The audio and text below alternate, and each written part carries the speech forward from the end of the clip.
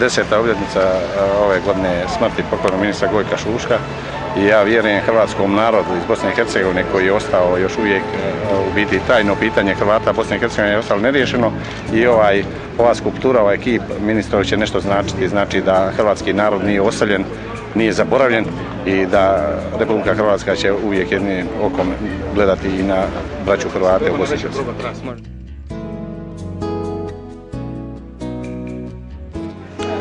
Pa evo, presretan sam da je ovaj spomenik podignut ovdje u Širokom Brijegu, u rodnom mjestu gospodina Šuška, našeg ratnog ministra i prezaslužnog čovjeka u hrvatskoj povijesti za hrvatsku slobodu.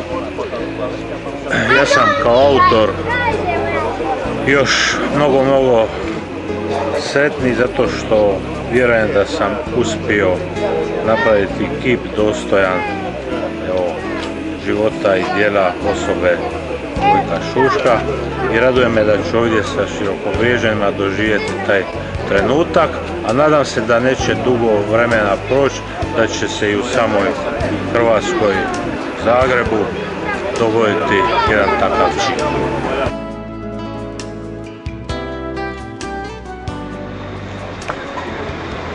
Kao što vidite, spomenik je konačno tu i sutra još čekamo svečani čin u 11 sati otkrivanja spomenika i ovoga prostora, ovog trga ovdje koji će biti na ponos svima nama i Širokobriježanima na svakodnevnu upotrebu.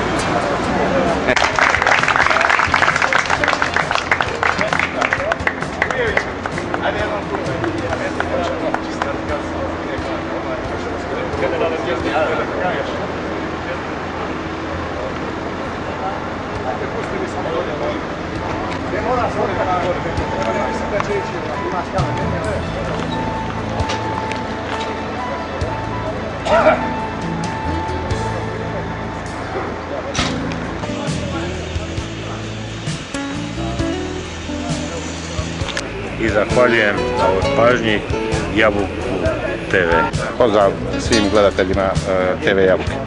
Hvala.